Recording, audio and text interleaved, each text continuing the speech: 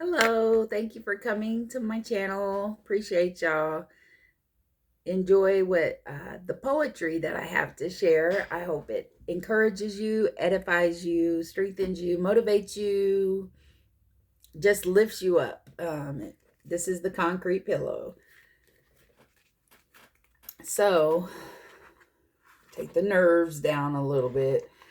I'm not much of a camera person as far as like being on camera.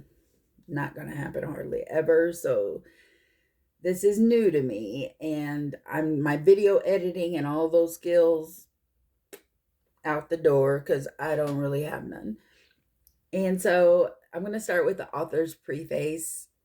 As far as you guys know, the poetry can be found on Amazon and Barnes and Noble and other outlets. The Concrete Pillow is a compilation of poems that are written within a 13-month time frame.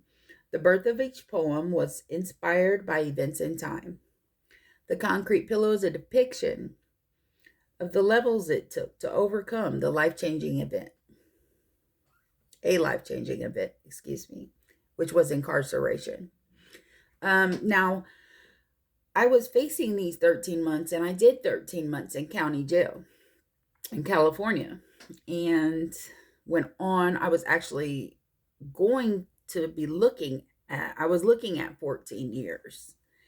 And I ended up doing 6 after the 13 months in Central California Women's Facility, which is the largest women's facility in the United States of America. So I'm an Indiana native. I attended North Central High School, Eliza Hendricks for girls, Ivy Tech Community College, and I now just want to be able to write my heart's desires and let you know that I am with integrity, willing to offer a view into my soul. That's basically in the gist of it all on the back of the book. So I dedicated it to my oldest sister, who has gone on to the heaven and living in her mansion. And she has shown me to love. She has shown me to love me my best way, even at my worst way. So I really just give her a clout. She's really been a intricate part of my life. So the inner works of this book are outpours from a broken spirit man, where the broken spirit then yields to the presence of God to empower the soul to a mended transformation. This transformation is shown in 3 sections in this book. Now, the first section is part 1 of wool. The second one is part 2 of cotton. And the third section is part 3 of fleece. The love becomes intense. Now, part 1 of wool is the beginning of the duration in time where frustrations, hindrances, pain, and anger manifest the most. The wool is being used as a symbol of the rough start it took inside a place of confinement. Obstacles and barriers are approached, and the release of emotions are expressed in part 1 of wool. The first poem that I'm going to read to you, it basically isn't what you think it might be. What you think it might be. It's not a sad, downtrodden type gloomy poem. But you'll enjoy. Part 1 of Wool, author's notes. Wool's fabric is rough, especially a wool blanket, which is what they gave me when I first came to county jail. A wool blanket. I'm allergic to wool. The wool represents the hurt, pain, anger, and frustrations of the walls. So, like, I had to actually break out in order for them to give me a cotton blanket. So, I had to rough it out and sleep with that wool blanket. Rebirth. Circumstances happened the day I died. When I was placed in that vehicle, I didn't even cry. The window was down. The air blew my hair around. The music was pleasant.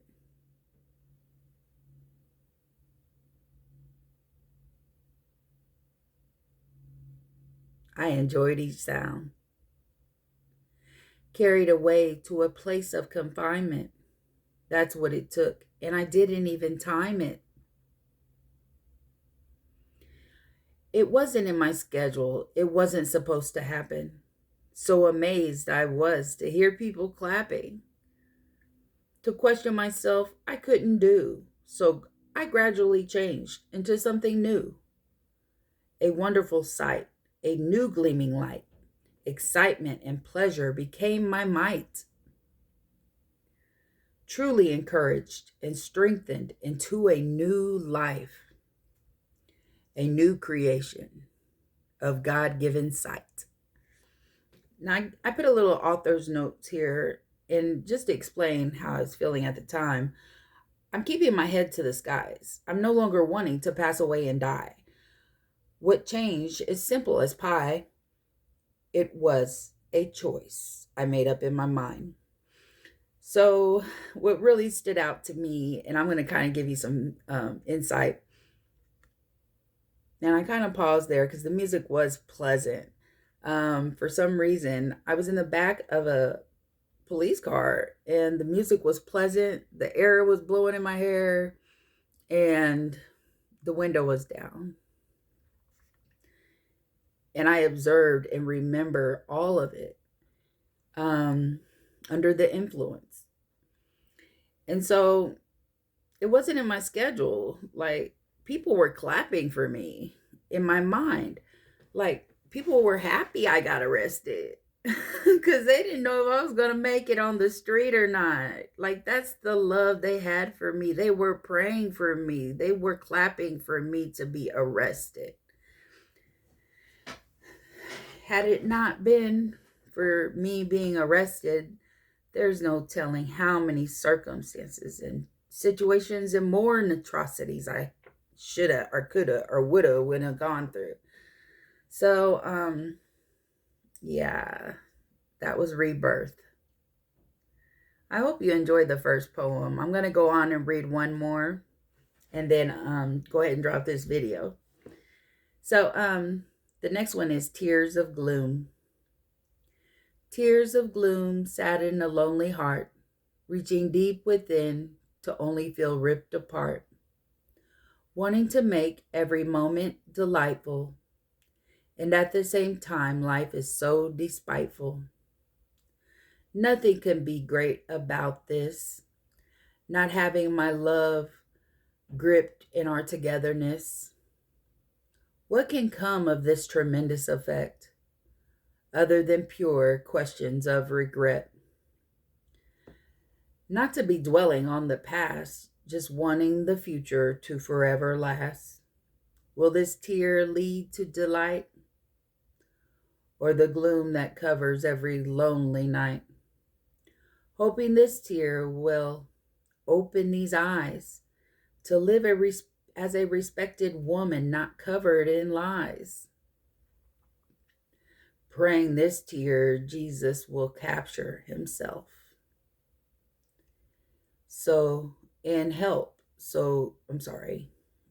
Praying this tear Jesus will capture himself and help show the love that he has felt.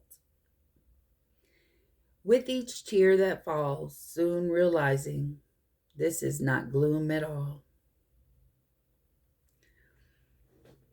So my author's notes with Tears of Gloom. These tears sew back what was ripped away, repairing my heart in a delightful way. That moment will come when joy looms within the radiance so bright, my embrace will tighten.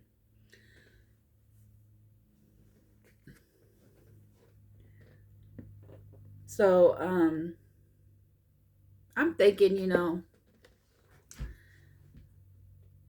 I totally forgot in the beginning of my arrest process how rescued I was, how grateful I was, how important that air blowing in my hair and that sound of that radio was just so, the music was so delightful.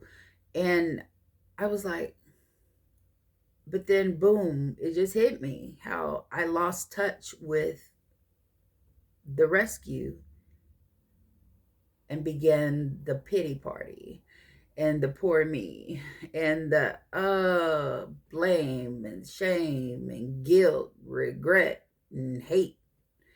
And those seeds just manifested throughout this process.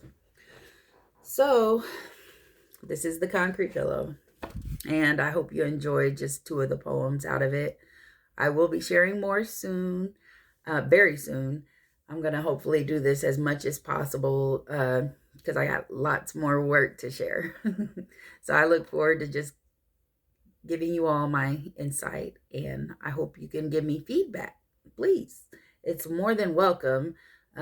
Please give feedback of love and hope and respect of our higher calling, the Creator, and let's love.